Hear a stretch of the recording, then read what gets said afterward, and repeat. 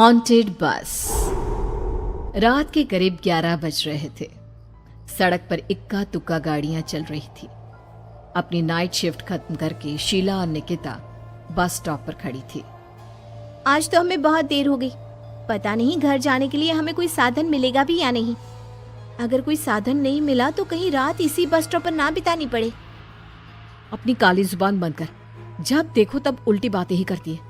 अरे कुछ देर रुक जाना, कुछ ना कुछ मिल ही जाएगा। लेकिन काफी देर तक इंतजार करने के बाद भी उन्हें कोई बस नहीं मिलती। धीरे धीरे समय के साथ साथ सड़क पर चलने वाली गाड़ियों का दिखना भी बंद हो जाता है। अरे ये देख, अब तो सड़क पर एक भी गाड़ी नहीं दिख रही। दूर दूर तक गाड़ी और किसी इंसान का नामो निशान नहीं है। एक काम करते हैं, वापस अपने ऑफिस चलते हैं। हम दोनों आज रात वहीं गुजार लेंगे। देख, तुझे अच्छी तरह पता है 10 बजे के बाद चौकीदार ऑफिस के मेन गेट पर ताला लगाकर अपने घर चला जाता है। ऑफिस जाने का कोई फायदा नहीं है। इस सुनसान सड़क को देख मुझे बहुत घबराहट हो रही है।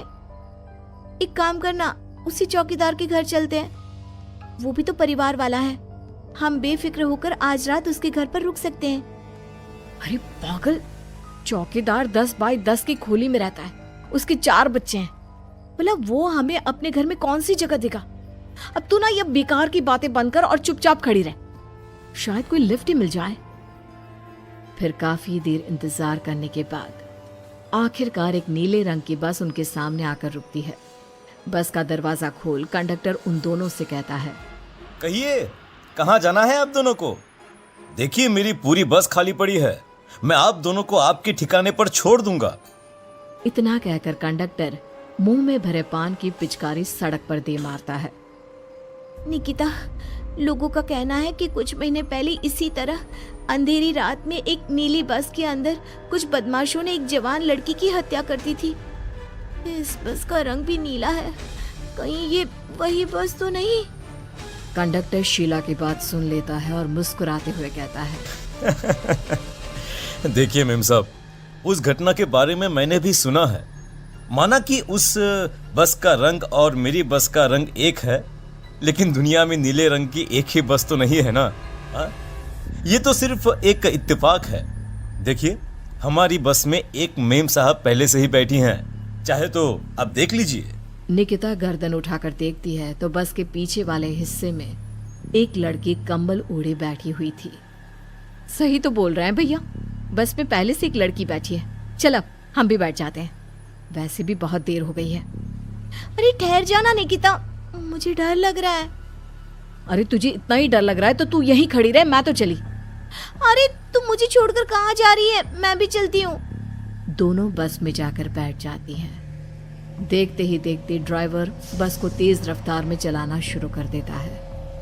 तभी शीला की नजर पीछे वाली सीट पर अकेली बैठी लड़की पर पड़ती है। उस लड़की की लाल आंखें और उसका आधा जला हुआ चेहरा देखकर शीला घबरा जाती है। सुन निकिता, हमारे पीछे जो लड़की बैठी है ना, उसकी आंखें एकदम खून की तरह लाल और चेहरा किसी चुड़ैल की तरह डरावना दिख रहा है। अरे छोड़ ना, कौन कैसा दिखता है? मुझे इन सब बातों में कोई दिलचस्पी नहीं है। मैं थोड़ी देर झपकी लेना चाहती हूँ, इसलिए अब तू अपनी बड़बड़ बंद कर प्लीज। बेफिक्र निकिता अपनी आंखें बंद करके बैठ जाती है। दूसरी ओर बस जंगल के रास्ते में पहुंची है। चारों तरफ घना अंधेरा और साथ ही जंगल में मौजूद जंगली जानवरों की डरावनी आवाजें शीला को और भी ज्यादा डराए जा रही थी। थोड़ी ही देर में बस एक बरगद के पेड़ के पास से गुजरती है। तभी अचानक बरगद की डाल पर बैठी एक बिल्ली कूदकर खिड़की के रास्ते शीला की गोद में आ गिरती है। मर गई रे, बचाओ मुझे, कोई बचाओ। शीला के चिल्लाने की वजह से निकिता की आंख खुल जाती है और वो भी घबराकर इधर उधर देखने लगती है। तभी पीछे वाली सीट पर बैठी लड़की उठकर शीला के पास आती है और बिना कुछ कहे उस बिल्ली को शीला की गोद से उठा उसे सहलाते हुए अपनी गोद में लेकर वापस अपनी सीट पर जाकर बैठ जाती है। अरे शीला, तू तो बहुत ही डरपोक है।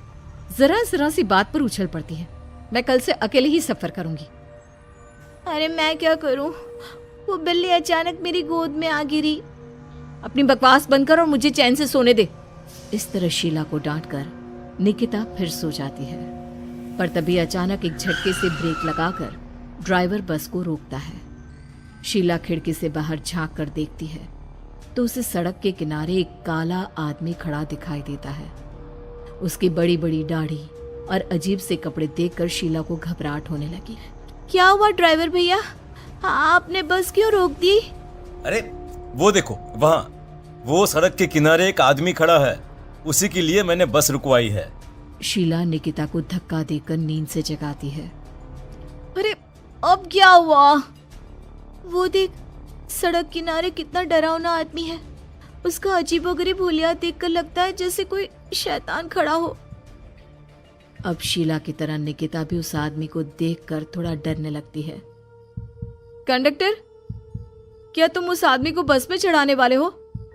उसे देखकर हमें डर लग रहा है, उसे बस में मत चढ़ाओ। अरे डरने की कोई बात नहीं है मेम साहब, ये आदमी जंगल के पीछे वाले गांव में रहता है। ये रोज इसी वक्त मेरी बस में बैठकर पड़ोस वाले गांव में जाता है, और वैसे भी ये बेचारा गूंगा है। अगर आप लोगों को डर लगता है तो मैं इसे ड्राइवर के बगल में बिठा देता हूँ। ओह अच्छा, ठीक है। फिर कंडक्टर का इशारा पाते ही वो आदमी बस में सवार हो जाता है। ड्राइवर दोबारा एक्सीलेटर पर जोर देकर बस को आगे बढ़ाता है। थोड़ी ही देर में बस एक घाटी पर चढ़ती है। बस के एक तरफ गहरी और डरावनी खाई थी, पर ड्राइवर को इस बात से कोई फर्क पड़ता नजर नहीं आ रहा था। वो लगातार बस की रफ्तार बढ़ाकर बस चलता जा रहा था। ड्राइवर भैया, आप देखते नहीं क्या बगल में इतनी गहरी खाई है? बस की रफ्तार लगातार बढ़ाए जा रहे हो, थोड़ा धीरे चलाओ ना। अरे मेम साहब, घबराने की कोई बात नहीं है, ये तो मेरा रोज का काम है। मैं तो यहाँ इसी रफ्तार से बस चलाता हूँ। आप बेफिक्र होकर अपनी सीट पर बैठ जाइए, आपको कुछ नहीं होगा। ड्राइवर के कहने पर निकिता शांति से बैठ जाती है। कुछ दूर चलने पर अचानक ड्राइवर बस को सड़क के किनारे रोक देता है। शीला एक बार फिर खिड़की के बाहर झांक कर देखती है, लेकिन इस बार उसे कहीं कोई दिखाई नहीं देता। अरे अब क्या हुआ? तुमने बस क्यों रोक दी? यहाँ तो दूर दूर तक कोई भी नहीं दिखाई दे रहा। ड्राइवर उसकी बात का कोई जवाब नहीं देता, पर कंडक्टर बोल पड़ता है।